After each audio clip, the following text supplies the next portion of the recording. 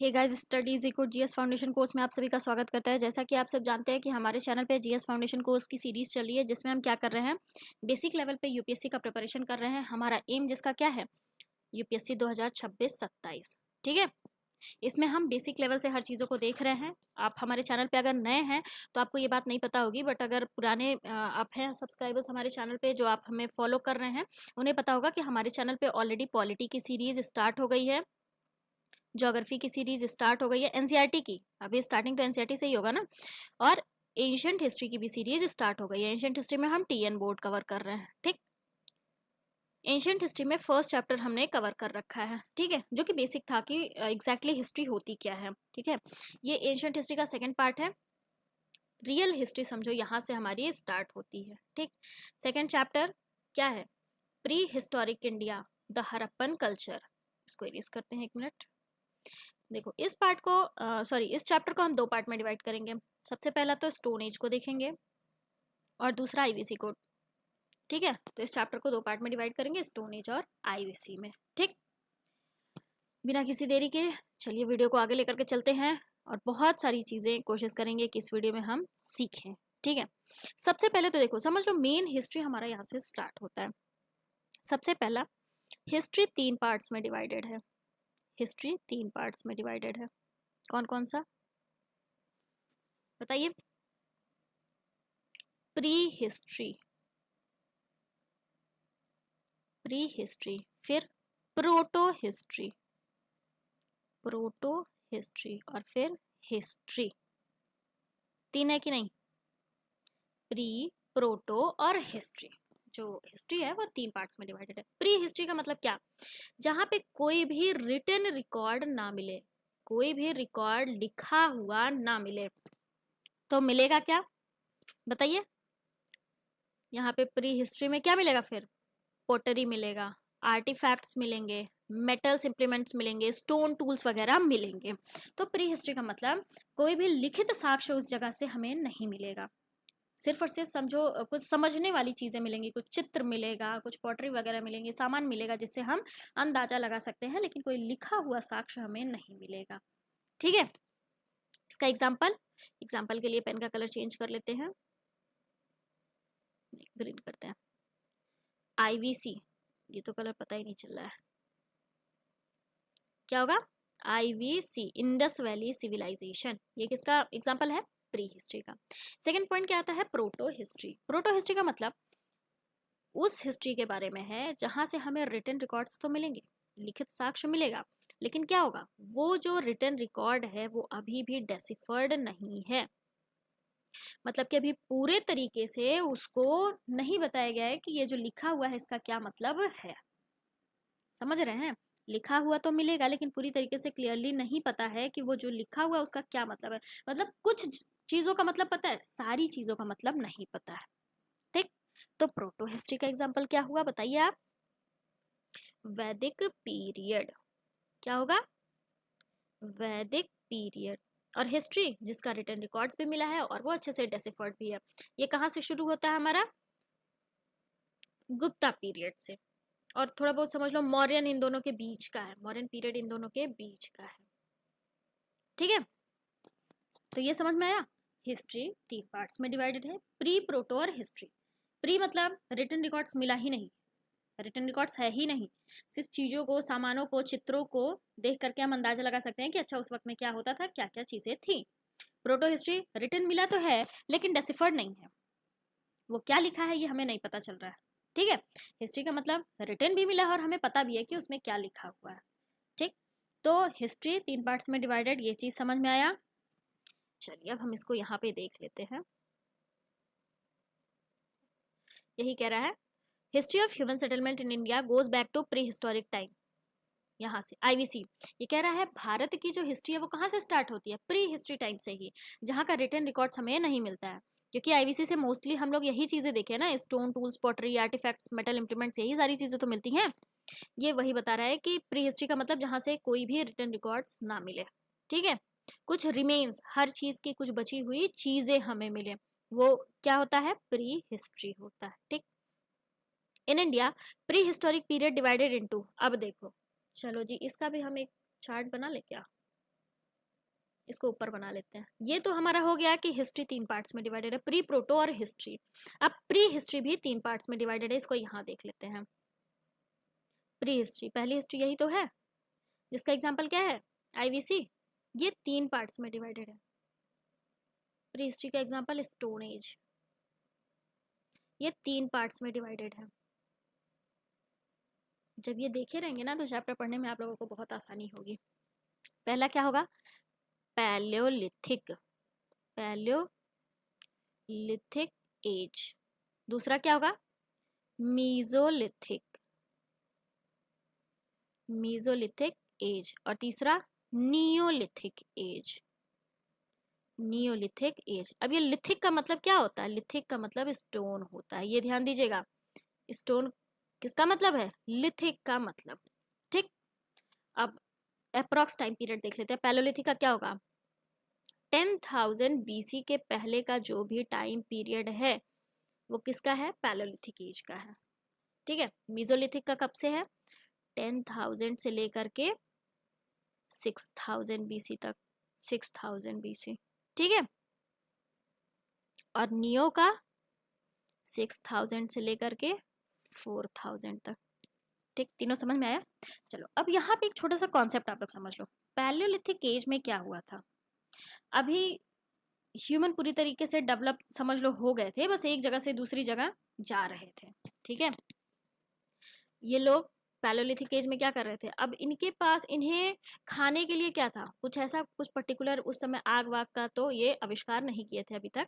तो ये क्या करते थे, कोई भी ऐसे खूब बड़ा सा पत्थर उठाए, किसी बड़े से जानवर को मार दिए। ठीक है, तो स्टोन कैसा हुआ इस टाइम का, बड़ा सा स्टोन हुआ और डायरेक्टली बड़े जानवर को मार दिया, कच्चा खा लिया। पैलियोलिथिक एज में ही धीरे धीरे करके जब आगे हुए तो ये लोग फिर आग का आविष्कार किए, बट अभी भी क्या कर रहे थे, बड़े ही पत्थर से लोग मार रहे थे। ठीक है, अभी यहाँ पर कोई भी एग्रीकल्चर वगैरह प्रैक्टिस नहीं हो रहा था। ठीक, एक जगह से दूसरी जगह, मतलब कि क्या कह सकते हैं हम, नोमैडिक लाइफ ये लोग जी रहे थे, हंटिंग गैदरिंग कर रहे थे।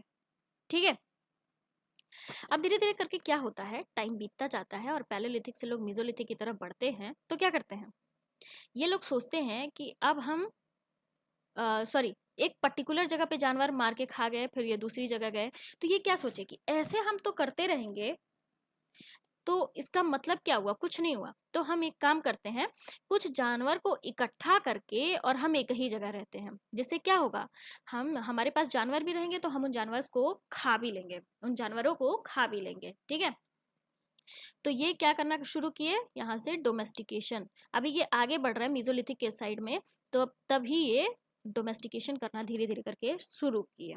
ठीक है, तो पैलियोलिथिक एज का क्या क्या मेन कैरेक्टरिस्टिक्स होगा कि स्टोन बड़े हैं, डायरेक्ट मार के खा रहे हैं, अभी कोई इतना बड़ा डेवलपमेंट नहीं हुआ है, एग्रीकल्चर नहीं हो रहा है, डोमेस्टिकेशन नहीं हो रहा है। पैलियोलिथिक लास्ट टाइम पे आते आते धीरे धीरे ये लोग करके डोमेस्टिकेशन स्टार्ट कर दिए। ठीक है, अब जब ये डोमेस्टिकेशन करने लगे, तो डोमेस्टिकेशन स्पेशली सिप्स, गोट, इन्हीं सब का करते थे। ठीक है, डोमेस्टिकेशन जब करने लगे तो एक जगह रुकने लगे। जब एक जगह रुकने लगे तो क्या सोचे, अब यहाँ पे ये लोग एंटर कर लिया। जब एक जगह रुकने लगे ये लोग तो क्या सोचे, जब हम रुक ही रहे हैं तो ये जो जमीन है हम इसका भी सदुपयोग करते हैं। और धीरे धीरे करके जब मीजोलिथिक से नियोलिथिक की तरफ बढ़ने लगे तो क्या किए, एग्रीकल्चर भी स्टार्ट करना शुरू किए। ठीक है, एग्रीकल्चर का डेवलपमेंट समझ में आया। अब देखो मीजोलिथिक जब ये लोग रुकने भी लगे तो क्या सोचे, जो छोटे छोटे जानवर हैं उनको अब कैसे मारें, तो स्टोन में भी ये डेवलपमेंट लाए। अभी तक तो बड़ा स्टोन था, अब ये एक स्टोन को 2 पार्ट्स में से 2 या 3, मतलब जितने में भी तोड़ना शुरू किए, और जो छोटा छोटा स्टोन था उससे अब जानवरों को मारने लगे। ठीक है, तो अब इनका जो स्टोन वाला फेस था वो भी धीरे धीरे करके इम्प्रूव होने लगा कि नहीं। वही नियोलिथिक में आते आते पॉलिश्ड स्टोन हो गया, जिससे जानवरों को मारना और भी आसान हो गया और नुकीला भी करने लगे। ठीक, तो तीनों फेज, तीनों स्टोन एज का हमने यहाँ पे डिस्कस कर लिया, वही चीज हम आगे पढ़ेंगे। आई होप आप लोगों को जो बेसिक कॉन्सेप्ट है, जो एक बैकग्राउंड होता है समझ लो, वो क्लियर हो गया होगा। चलिए अब हम पढ़ते हैं। यही कह रहा है 3 पार्ट्स में डिवाइडेड है प्री हिस्ट्री इंडिया में। कौन कौन सी, पैलियोलिथिक जिसे ओल्ड स्टोन एज से ओल्ड स्टोन एज नाम से जाना जाता है, दूसरा mesolithic, middle stone age, Neolithic, new stone age और मेटल एज। मेटल एज इतना नहीं बट इंपॉर्टेंट यही 3 है। ठीक है, ये ऐसा नहीं है कि पूरे भारत में एक साथ है, जैसे ये नहीं है यहाँ मीजोलिथिक टाइम पीरियड चल रहा है तो यहाँ पर भी मीजोलिथिक, यहाँ भी मीजोलिथिक, यहाँ भी नहीं, ये रफली है।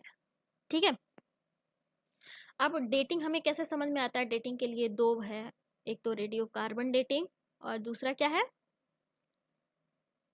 डेंड्रोक्रोनोलॉजी। रेडियो कार्बन में क्या करते हैं ये लोग?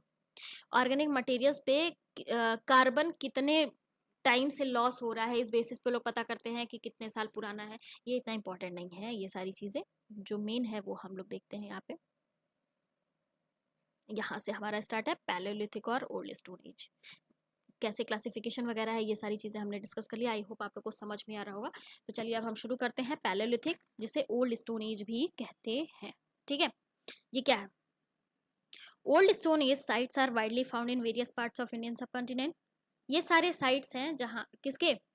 ओल्ड स्टोन एज के, जहाँ से ओल्ड स्टोन एज का हमें सामान समझ लो रिमेन्स देखने को मिला है। क्या है? सोन वैली, पुतवार प्लेट्यू और नॉर्थ वेस्ट इंडिया, शिवालिक हिल, भीमबेटका, ये क्या है? आदमगढ़ हिल, कुरनूल इन आंध्र प्रदेश, अतिरम पक्कम, ये सब क्या है? ओल्ड स्टोन एज के साइट्स हैं। ठीक है, several rock shelters and cave used by Paleolithic people are scattered across the subcontinent.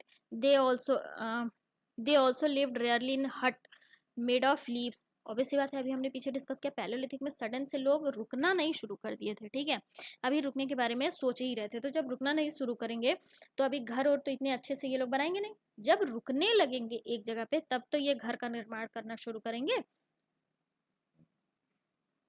तो उस टाइम पे बस वही पत्तों उत्तों से जो भी हट वगैरह बनाते थे वही हट था। ठीक है, in the old stone age foods are observed by hunting animals and gathering edible plants and tubers, जो कि हमने पीछे देख लिया। ओल्ड स्टोन एज में क्या था? ये लोग फूड कहाँ से कैसे इकट्ठा करते थे? एनिमल्स वगैरह को हंट करके। ठीक है, हंटिंग और गैदरिंग हम कह सकते हैं कि ओल्ड स्टोन एज में मेन ऑक्यूपेशन हुआ करता था। ठीक, इसीलिए इन्हें हंटर और गैदरर भी कहा जाता था। Stone tools hand sized and flaked off large pebbles for hunting animals. देखो बड़े बड़े पत्थर है कि नहीं? बड़े बड़े पत्थरों से जानवरों को मार करके ये खाते थे। ठीक है, stone implements are made of hard rock known at quartzite. Large pebbles are often found in river terraces. अब ये जो इसका रिमेन मिला है, पत्थरों का रिमेन मिला है, कहाँ से मिला है? रिवर के आसपास से हमें मिला है। वहां से पता चलता है कि ये लोग कौन सा किस तरीके का स्टोन यूज किया करते थे। ठीक है, चलो जी आगे देखते हैं। Hunting of large animal would have required the combined effort of a group of people with large stone axes. We have little knowledge about their language and communication. Obvious सी बात है, लैंग्वेज कम्युनिकेशन के बारे में ज्यादा knowledge नहीं है क्योंकि लिखी हुई कोई चीज मिली ही नहीं है वहां से। ठीक है, हाँ कुछ पेंटिंग्स वगैरह मिली हैं भीमबेटका से, ये ध्यान रखिएगा। भीमबेटका से पैलेयोलिथिक टाइम का कुछ पेंटिंग्स वगैरह मिला है। ठीक, ये टाइम पीरियड दे दिया 10,000 BC के पहले का पीरियड ओल्ड स्टोन एज था। ठीक है, सेकंड क्या है हमारा? मीजोलिथिक, जिसको क्या कहते हैं? मिडिल स्टोन एज भी कहते हैं। टाइम पीरियड रफली 10,000 BC से 6,000 BC के बीच का था। ठीक है, ये ट्रांजिशनल फेज था पैलेयोलिथिक और नियोलिथिक। नियोलिथिक समझ लो 90% डेवलपमेंट, पैलेयोलिथिक मतलब 0% डेवलपमेंट। तो उसके बीच का ऑब्वियस सी बात है जो होगा वो क्या होगा? ट्रांजिशनल फेज ही तो होगा, वही यहाँ पे है। ठीक है, साइट्स दिया हुआ है। मीजोलिथिक साइट्स कहाँ कहाँ है? Langhnaj in Gujarat, Adamgarh in Madhya Pradesh and also in some place of Rajasthan, Uttar Pradesh and Bihar. इन सारी जगहों से मीजोलिथिक मतलब कि मिडिल स्टोन एज का हमें रिमेन्स देखने को मिला है। ठीक है, अब देखो यहाँ पे ये क्या कह रहा है? माइक्रोलिथ्स की बात। ये लोग पत्थर को तोड़ने लगे, एक बड़े पत्थर को तोड़े तो छोटे छोटे जो पत्थर हुए उनसे ये क्या किए? अब हंटिंग स्टार्ट किए। इन छोटे पत्थर्स को क्या कहते हैं? माइक्रोलिथ्स कहते हैं। माइक्रोलिथ ये वही है। There are tiny stone artifacts of not more than 5 centimetre in size and therefore are called microliths. और इन्हीं माइक्रोलिथ से ये क्या शुरू किए? अब हंटिंग करना स्टार्ट किए। ठीक है, अब हंटिंग गैदरिंग का जो पहले वाला कॉन्सेप्ट था वो धीरे धीरे करके चेंज होने लगा वो पैटर्न। ठीक है, अब यहाँ से शिफ्ट करने लगे from big animal hunting to small animal hunting and fishing भी स्टार्ट कर दिए। यही चीज हमने देखा, जब पत्थर छोटे हो गए तो ये लोग बड़े बड़े एनिमल्स से छोटे एनिमल्स की हंटिंग और फिशिंग पर शिफ्ट स्विच ऑन कर गए थे। ठीक है, बो एंड एरो भी यहाँ से मिला। बो मतलब ऐसे पतला सा होता है, ऐसे करके मारने वाला, ठीक है, तीर तीर टाइप का, तीर धनुष उसी को तो कहते हैं बो एंड एरो। तो वो भी हमें इस पीरियड से देखने को मिल गया था। ठीक है, धीरे धीरे करके लोग सेटल होना भी स्टार्ट कर दिए एक एरिया में। लंबे पीरियड, लॉन्गर पीरियड में लोग सेटलमेंट भी स्टार्ट कर दिए। जब सेटलमेंट स्टार्ट हो गया तो ऑब्वियस सी बात है एनिमल का डोमेस्टिकेशन भी स्टार्ट हो जाएगा।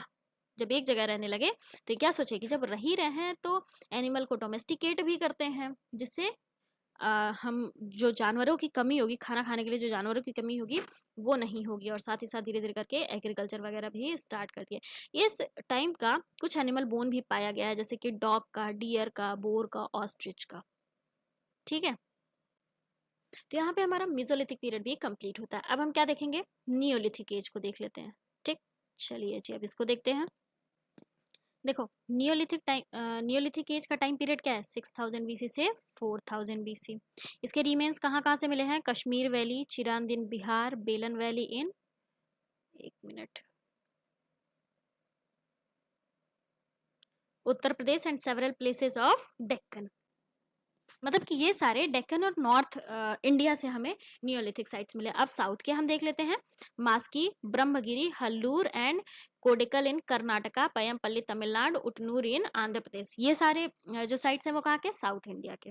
ठीक है, सारा तो रटाएगा नहीं, बट हाँ कोशिश करिए कि आप लोग के ध्यान में रहे ये सारी चीजें। ठीक, नियोलिथिक कल्चर का मेन कैरेक्टरिस्टिक क्या है कि यहाँ से एग्रीकल्चर स्टार्ट हो गया, डोमेस्टिकेशन ऑफ एनिमल अच्छे वैसे होने लगा, स्टोन टूल्स वगैरह पॉलिश्ड हो गए। ठीक है, और यहाँ से पॉटरी का मैन्युफैक्चरिंग भी स्टार्ट हो गया। ठीक, ये सारे क्या है, मेन कैरेक्टरिस्टिक्स हैं नियोलिथिक कल्चर के। ठीक है, अब जब लोग रहने लगे तो क्या होगा, जब एक लोग रहे, दो लोग रहे, चार लोग रहे, तो ऐसे धीरे धीरे करके सोसाइटी मतलब कि विलेज का भी एमर्जेंस स्टार्ट हो गया। नियोलिथिक पीरियड से विलेज का भी एमर्जेंस स्टार्ट हो गया। ठीक है, इस टाइम पीरियड से टूल वगैरह और भी जो इक्विपमेंट्स थे उसमें इम्प्रूवमेंट बहुत देखने को मिला। मतलब कि जो टूल बनाने की टेक्नोलॉजी थी और इक्विपमेंट्स बनाने की टेक्नोलॉजी थी वो बहुत ही ज़्यादा इम्प्रूव कर गई नियोलिथिक पीरियड टाइम में। ठीक है, नियोलिथिक एज में बहुत अच्छे से इंक्रीज कर गई। ऑब्वियसली बात है, धीरे धीरे करके हर चीज़ में जब रेगुलर इंसान करेगा तो उसमें क्या होगा, इम्प्रूवमेंट होगा ही। तो पैलोलिथिक से लेकर के मेसोलिथिक, नियोलिथिक तक आते आते बहुत सारे टेक्नोलॉजी स्टार्ट हो गए, इम्प्रूव हो गए, बहुत सारी चीज़ें अच्छे से होने लगी। ठीक है, एक्सेस वगैरह पॉलिश्ड मिलने लगे, जिससे हंटिंग और इजीली हो गई। क्योंकि जब आप देखे होंगे इस तरह का अब यहाँ पे मिलने लगा, जब ये पॉलिश्ड रहेगा, नुकीले के साथ साथ ये पॉलिश्ड रहेगा तो किसी चीज को काटने में या मारने में आसानी होगी। ठीक है, अब पहले लोग घास के घर में, हमने पैलोलिथिक में देखा घास के घर में, ग्रास हट में रहते थे। अब धीरे धीरे करके वो भी चेंज हुआ और मड ब्रिक हाउस लोग बनाने लगे। ठीक है, पॉटरी का भी इस्तेमाल यहाँ से स्टार्ट हो गया। मतलब पॉटरी पहले बनाने लगे और फिर धीरे धीरे करके ग्रेन्स को रखने के लिए, ग्रेन्स को बनाने के लिए, इन सारी चीज़ों के लिए पॉटरी का इस्तेमाल भी बढ़ गया। ठीक, large urns were used as coffins for the burial of dead. There was also improvement in agriculture. Agriculture अभी पीछे हमने देखा, एग्रीकल्चर में भी इम्प्रूवमेंट बढ़ गया। अब तो बहुत अलग अलग चीज़ों का एग्रीकल्चर लोग करने लगे। ठीक है, खेती भी अब ज़्यादा होने लगी, जैसे कि वीट, बार्ले, राइस, मिलेट, सब ये लोग कल्टीवेट करने लगे थे। डोमेस्टिकेशन भी अधिक हो गया था, शिप, गोट, कैटल, हर चीज़ का वाइड लेवल पे डोमेस्टिकेशन भी स्टार्ट हो गया था। ठीक है, हाँ ये देखो, यहाँ से ईस्टर्न इंडिया में राइस का भी कल्टीवेशन स्टार्ट हो गया, ये एक इम्पॉर्टेंट पॉइंट है। ठीक है, तो ओवरऑल हम ये कह सकते हैं, अच्छा ये भी है, कॉटन और वूल का भी क्लोथ्स बनना नियोलिथिक एज से शुरू हो गया। तो ओवरऑल हम ये कह सकते हैं कि नियोलिथिक, जैसा कि अभी पीछे हमने देखा, डेवलपमेंट अच्छा खासा हो गया, 80 से 90% यहाँ पे डेवलपमेंट हो गया। डोमेस्टिकेशन भी बड़े लेवल पे होने लगा, एग्रीकल्चर भी हर चीज़ होने लगा, मतलब near about most of the चीज़ें होने लगी। ठीक है, कॉटन वूल वगैरह का भी इस्तेमाल यहाँ पे स्टार्ट हो गया, और हंटिंग पर्पज़ के लिए जो स्टोन टूल्स वगैरह बनते थे वो भी काफ़ी ज़्यादा टेक्नोलॉजी में आगे बढ़ गए। ठीक है, इम्प्रूव्ड हो गए।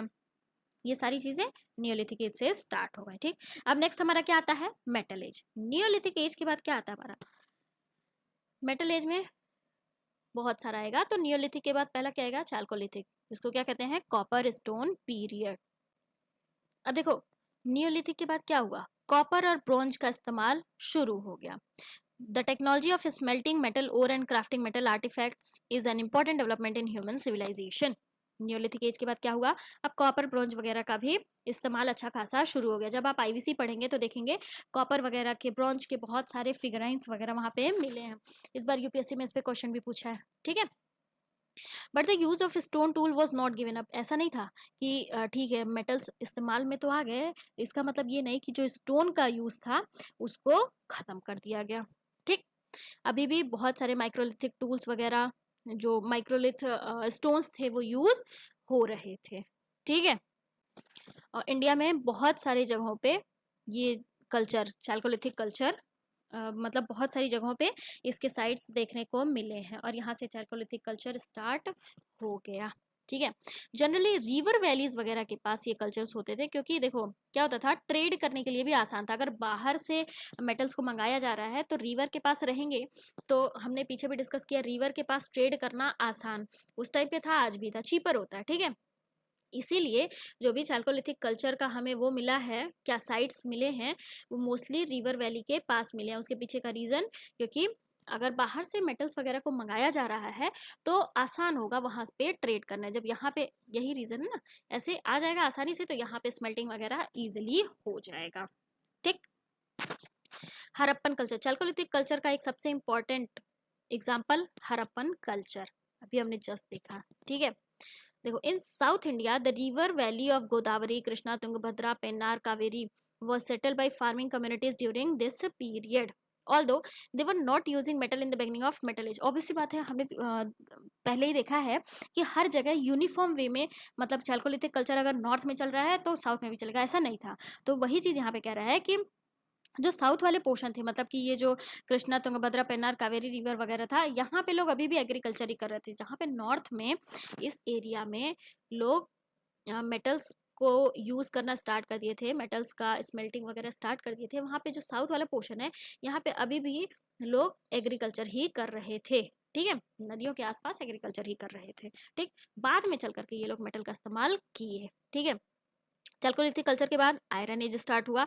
आयरन एज का एग्जाम्पल बताइए, आर्यन, वैदिक कल्चर। देखो वेदास लिखा हुआ ना, वैदिक कल्चर, मतलब कि आर्यन का इन्वेजन के टाइम पे ही, उसके बाद ही आयरन का जो है इस्तेमाल स्टार्ट हुआ था, ठीक। Megalith means large stone, the burial pit were covered by these stone. हाँ ये ध्यान दीजिएगा, इसमें कंफ्यूज मत होइएगा, माइक्रोलिथ और मेगालिथ। माइक्रोलिथ नाम से ही क्लियर हो रहा है, मतलब कि जो छोटा स्टोन होगा, स्मॉल स्टोन, और मेगालिथ मतलब कि बड़ा स्टोन। तो मेगालिथ का इस्तेमाल कहाँ होता था, जब ब्यूरियल्स, मतलब कि लोग मर जाते थे, उनका जो कॉफिन्स वगैरह तैयार किया जाता था, उसके ऊपर से मेगालिथ रख दिया जाता था, लार्ज स्टोन रख दिया जाता था, ठीक है। Such graves are extensively found in South India. ऐसे साउथ इंडिया, मतलब ऐसे ग्रेव्स साउथ इंडिया में ज्यादा पाए गए। तो यहाँ पे हमारा स्टोन एज कंप्लीट होता है। आई होप आप लोगों को चीजें समझ में आई होंगे। नेक्स्ट वीडियो में हम हड़प्पन सिविलाइजेशन शुरू करेंगे। कोई भी डाउट हो स्टोन एज से तो प्लीज कमेंट के माध्यम से हमें जरूर बताएं। So thank you for watching this, please do like, share and subscribe. Thank you guys.